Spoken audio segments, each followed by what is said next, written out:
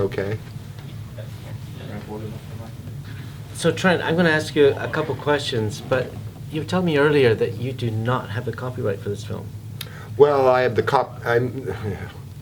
the problem is, there's a lot of problems. One of them is the music rights. Right. And then the other one is that that Sean Penn is a dick, basically. Yeah. And it, well, you know, So I went through a whole thing. A lot of DVD companies approached about distributing the film, and so I said, hey, Sean, these people want to distribute the film, and they're willing to take care of the music rights, and he, it's not that he doesn't like the film. He just said, what you have to understand is that the only reason anyone wants to see this is because I'm in it. Honest to God. And then he said, and I said, well, fine, I don't care, let's make it happen. What I wanted to do was just split it up 3 ways, me, Sean, and the kid, and it was just not going to happen. And I said, well, just take, what do you want? Take it all. And he just, it went downhill from there. So how long ago did you approach? When was the last time you spoke to Sean Penn about this film? Oh, it's been a few years now. I'm going to say 5 or 6 years probably. Really? Yeah. Something like that. I'm trying to think. But if I wanted to buy a copy, the gift wrap DVD copy well, of this. I bootleg my own films. Yeah. So, and we go to TrentHarris.com and... Well, actually, it's Echo Cave. If you just Google Trent Harris, it'll immediately come up, but yeah. And then there's not all my films, but many of my films. Several of my films are up there for sale. So you're sounding like quite a veteran internet blogger expert, are you? Honest to God, I had one of the very first movie internet sites in the world. And it was for Plan 10 from Outer Space, which we're talking early 90s. Yeah. And at which point nobody really knew what it was, what the internet was and what it was capable of. And I had some geek friends in Los Angeles who were doing this, special effects for Star Trek, and they're the ones that said, oh, there's this new thing called the internet. We'll put up a site for you. So I've been on there since it started almost, or since the early days. Well, that's kind of cool. So. Do you see that as a way your career could possibly start to monetize some of all the my sweat career? Career. That was with a K. Oh, I don't know. I make a little money off the website, and that's fine. I sell, I don't know, it's like $1,000 a month or something goes through there. So it's not enough to do anything, but it's pays for the telephone fine. or something. Yeah, no, it's fine. Pays my rent, so that's good. And it doesn't stop. It just keeps, I thought it would dwindle off after a while, but more and more people buy Ruben and Ed, and more people buy Beaver Trilogy. I thought there would be a group that would buy it and then it would dwindle off, but it just But then they have grow. to have children by now, and the kids are getting to be teenagers.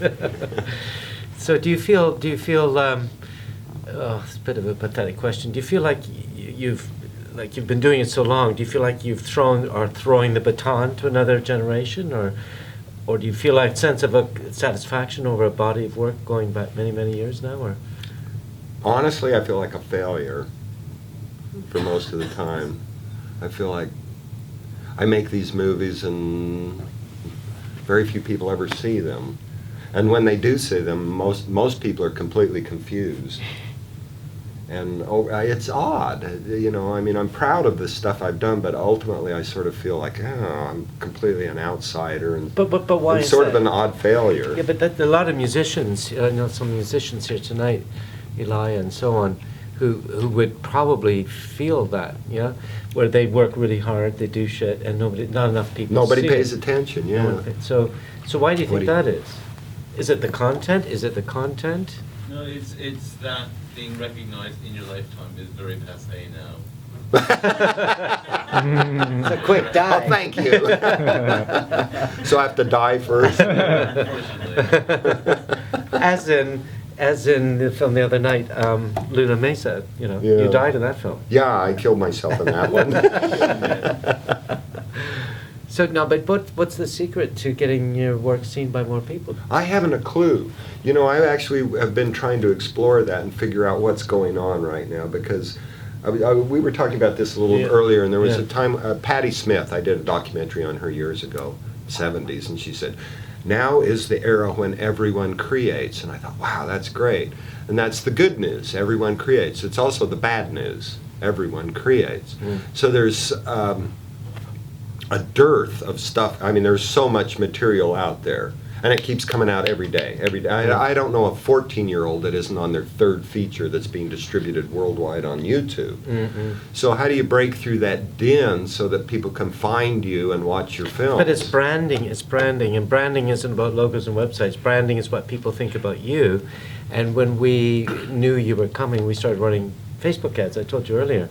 We thinking this room would be packed with a line, but unfortunately in Britain, not enough people know they about you. But they that's it's the communicating. You've got all the assets, but maybe you need somebody to do that. Yeah, I Preferably mean, I don't. female and blonde. Yeah, I mean, I don't understand how it works, and I went to New York it's been about a year ago, and tried to talk to a bunch of people about how they saw the future of this whole thing developing in terms of film and distribution and stuff. And basically nobody knows. Nobody knows. You know, people say, oh, streaming, video on demand. Well, yeah, you can do that, but you're not going to make a dime, you know, unless you sell, you know, a million people download your thing, you're not going to make anything at all. You do better off selling a $25 DVD. You know, you can sell 100 $25 DVDs, or you can do 10,000 downloads.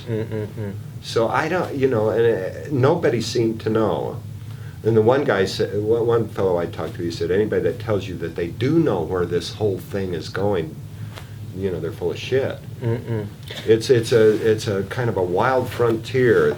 It's not the problem of creating anymore. It's the problem of standing out in the din. How do you get cut through the... Do you see any parallels between the music industry and filmmakers? I'm sure it's similar. Indie bands? I'm sure it's similar. I don't know much about the music industry, but I'll bet you it's similar. Sure. You've got a lot of people out there that are creating, doing wonderful work, and it never... Well, you know, all right, you do film festivals. How many great films do you see come through here that never see the light of day? Tons. Most. Almost all, I would say. Well, we're kind of unique. We actually have about a 50% hit rate. Really? Yeah, we're That's very, very high. way unique. Yeah, we don't sing praises. But No, also, well, as you should. can see, we also get lots of government Yeah. corporate logos on our...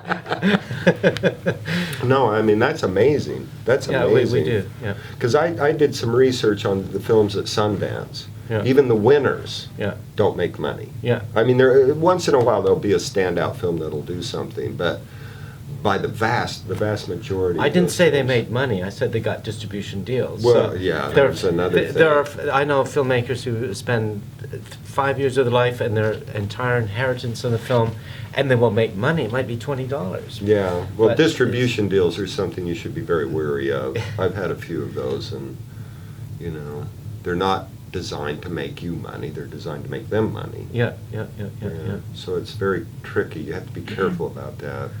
But it's my last question. We're going to open it up here. But you seem to really enjoy the process of filmmaking. That's what I live for. So in a sense, money, as long as you paid your bills, you're happy. As long as you can keep making movies. Yes. Would that be fair? I think that's fair, even if I can't pay my bills. If I can make movies, I'm happy.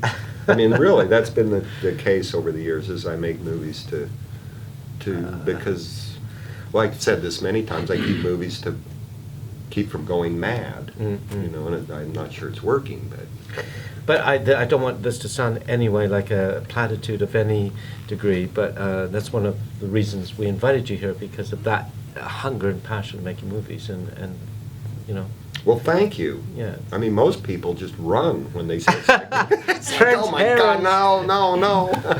I think Another when we one of showed those. Plan 10, it was pretty new, wasn't it? It's like Oh, it was right out, yeah. 95 or 96 we showed that, I think. 97? I can't know, remember. earlier. Was it then? I can't Earlier, remember. I'm going to say 4. Yeah. 94 maybe. Yeah, it was 94. It was 94. Yeah, that makes sense. Yeah. Yeah, and there's a film that no one would show. I mean, very few places would show it.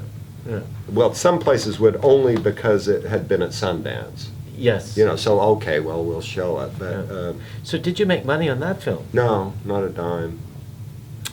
No, I really haven't made any money making films. Sorry.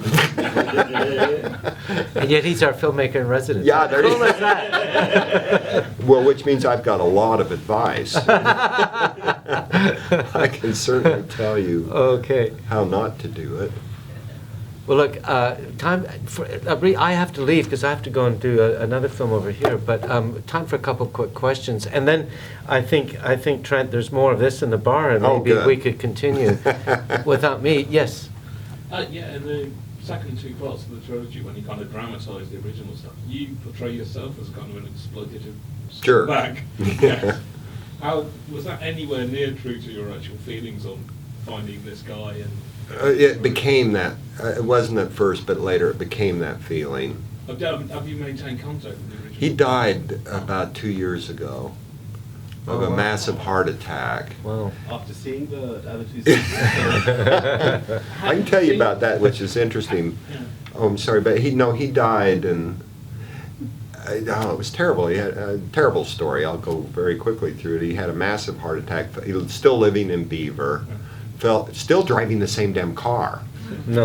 and still starting it with a screwdriver. Oh, no. Yeah, but he died, or I mean, he had a heart attack, laid on the floor for a couple of days. Nobody found him. The circulation was gone. They had to amputate his legs. Oh, no. He was in the hospital, and he was doing Jack Nicholson impersonations. Yeah, I mean, Wow. it's pretty sad. And his car is on his gravestone. You know, it's The whole car. Yeah, well, Or the not picture. that The would be picture. better. Yeah, no, it's engraved. Well, I'm talking to Trent Harris. Yeah. Anything's possible. Really. Yeah, no, his picture's on there. He saw the film. I don't know if you people really know this, but he actually did shoot himself. You know, he really did. And so what you see here kind of is what, in a weird way, what happened. We did go through the thing. We did film it. He did, invite me down and all that. And then he did call me a day or two later and said, please don't do that. And I said, oh, don't worry about it. It was great, which I thought it was. I do think it is. And you always get that when you're making a documentary. Somebody will, after you shoot them, they go, oh, I wish you wouldn't put that in. So I didn't take it that seriously. And then he shot himself.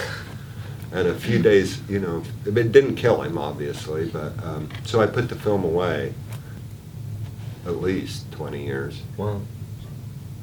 Were you actually working for a TV company at the time? Yeah, I was doing little documentaries for a local station there in Salt Lake City. And when I walked out into that parking lot, I was testing out a newfangled contraption called a video camera. I'd been shooting on film before that. And the camera was, huge, and you had a big backpack and everything. And I was out there trying to figure out how to work it, and saw him and focused in on him. And it changed my entire life. I mean, you can't believe the road that thing has led me on. Mm. I ended up at Madonna's wedding because of this. I'm here because of this. I mean, it's just goes and goes and goes. Well, Trent, I'm going to have to go to the room, but you guys can sit in here or go to the bar. But I invite you guys to help champion his work, and so we can have Trent back maybe as early as next Raindance. You might even I'll have 2 more films done by then. At least. and maybe we could rent this place like for a year, so we could do a retrospective. Yeah, I didn't need more than a year. So Trent, I'm going to go to the other. All right, well, thank you. But thanks. Well, so thank much. you. Yeah. We'll be in touch. I'll All right. probably see you later. I hope